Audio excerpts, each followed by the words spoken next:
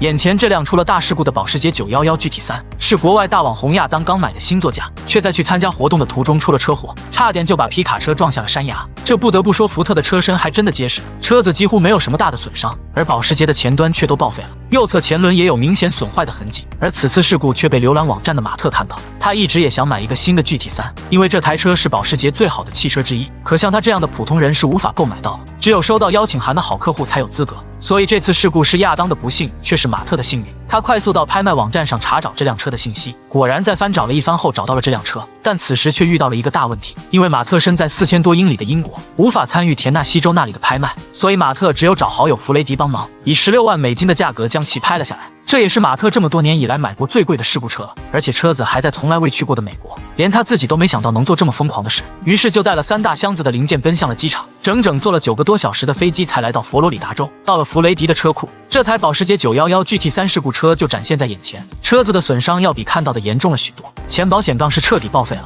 就连防撞杠都出了问题，而车子的右侧就更不用说了，冷却器、前大灯、翼子板，就连轮胎都要重新换新的。不过幸运的是，前机盖却逃过了一劫，只刮花了小小的一角，给马特省下了不少的维修费用。而车子的内部就没有那么幸运了，车内的安全气囊能爆的都爆了，就连安全带也都得换新的。这时马特突然想到一个问题，在亚当出了车祸之后，车子就无法再启动了，所以他想确认一下车子是否能正常启动，可没想到给了他一个惊喜。哇！猝不及防的喇叭声给马特吓得一激灵，也就这一下，也许把马特的好运都吓跑了。之后的修复过程中，步步都是坎。当马特启动车子时，果然没有一点反应。可他不是很担心，因为发动机的位置是在后面。像这样的情况，通常是车子的保险丝坏了。所以马特上网查了下保险丝的位置，却没想到是在中控台的下面。这种设计，马特无法在短时间内换掉保险丝。但马特听不到发动机的声音，心里总有些不踏实。这时，好友弗雷迪给他想出来一个办法。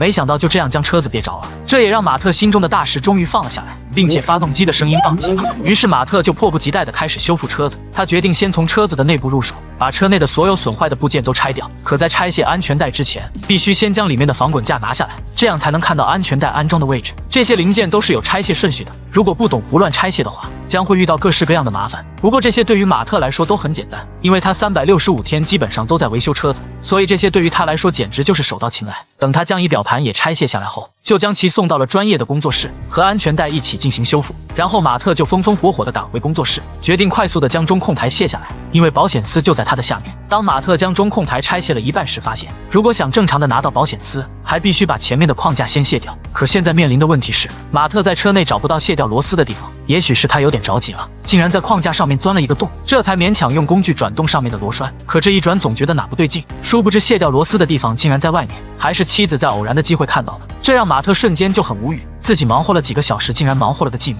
还是在妻子的帮助下将其拿了下来。当马特把最后一块加热器矩阵卸掉后，这个小小的保险丝终于暴露在大家的眼前。幸运的是，的确是这个保险丝坏了，只要将其换一个新的就可以。不过马特还没有购买新的零件，所以马特想先将车子降下来，却没想到车子的前轮却掉了出来，竟然里面的悬挂支柱竟然折断了。现在他就希望里面的碳陶刹车盘没有损坏，因为他在官网上一个就要1000英镑。不过理想很丰满，现实很骨感。当马特卸掉轮胎时，发现刹车盘上竟然少了一个缺口，显然这1000英镑是不得不花的。不过这还没完，里面的框架也有一个窟窿，这样无形之中又添了一笔修复费用。要知道马特可是花了16万买的车子，每一笔多出来的费用都是在马特的伤口上撒盐。于是马特就和妻子一起来到了迈阿密冠军保时捷购买一些零件，却没想到在美国保时捷是不会卖给你结构件的。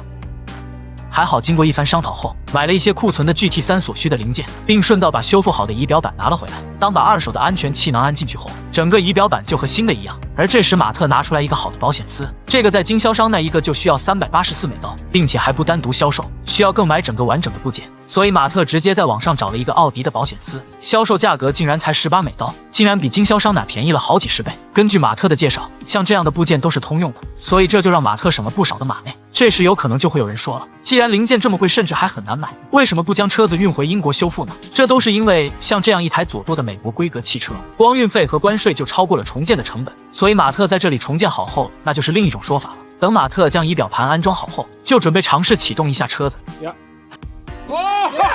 Yes! Yes! 这次一下就启动了车子，果然是保险丝出现了问题，这也让马特彻底的放下心来。接着马特就开始处理前端的损伤，这是车子受损最严重的地方，整个右悬挂系统都报废了。当马特将上面损坏的零件都拆除后，这时我们就可以看到车门前端的框架也有着严重的损伤，再加上之前的那个孔洞，所以在没有购买到结构件的时候，他只有先拆解车子前端的散热系统，给更换结构件留出足够的空间。马特经过了几个小时的努力，终于将副车架也拆了下来。果然副车架上也存在着损坏的地方，像这样的零件在这里是购买不到的，所以马特又坐了4000多英里的飞机回到了英国，在当地购买了很多的零件，这样跟着马特一起上飞机，不但节省了运费，还省下了关税。等他再次来到佛罗里达州时，车子所需的结构件就都有了。首先马特需要将损坏的部分都拆解下来，换上带过来的新的零件，他先用火烤掉上面的密封胶，然后用电钻钻掉上面的铆钉。像这样的铆钉还真的不少，整整花了1天的时间才弄完，并且还买了一堆的钻头。这也能看得出来马特对这次修复是用了心的。这时马特的爸爸也赶了过来，并且还给他带来了车子的大灯，还有一些小的部件。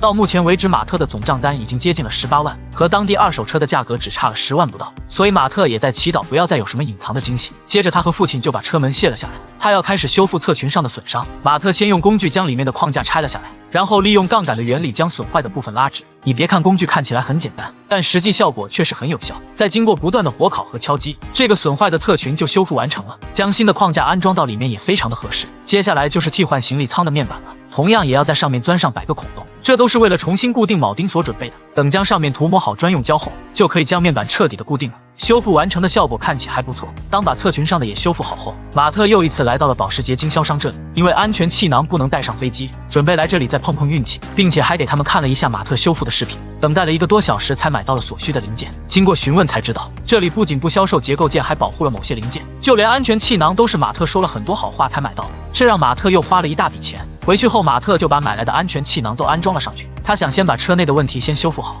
而外边的焊接工作就交给了自己的助手，这样能双管齐下，两不耽误，大大的节省了修复的时间。接着他们就把车子推了出去，给打磨的地方喷上了防腐漆，并且还在缝隙的两侧贴上了胶带，这是为了刷密封剂做着准备工作。等将密封剂涂抹均匀后，将两边的胶带再撕下来，这样能保证涂抹的密封剂又整齐既干净。接着就是给面板喷漆了，马特得到了确切的油漆代码，喷上去的颜色和原车漆简直是一模一样。等着一切都被处理好后，车子再次被推进了车库内，现在就到了车子的组装阶段。马特先将带来的冷却器安装了上去，可没想到安装副车架时就出现了问题。由于在经销商那询问的价格太高了，所以马特经过了多方的查找，终于在网上淘了一个二手的，和老爹一起将其换了上去。这时我们就可以看到，这台车果然是个新车，卸下来的零件都比安装上去的要新很多。等爷俩将其安装好后，就将副车架安装到了车上，而这一部分马特也花了不少的马内，其中下叉臂就花了他700英镑，而另一边前托臂都要170英镑，杂七杂八的加起来，光前轮的这一套就花费了6000多英镑，还不算轮胎轮毂的价钱。要知道买一个正牌的轮毂轮胎就要6000多美金，所以说修个豪车也不是一般人修得起的。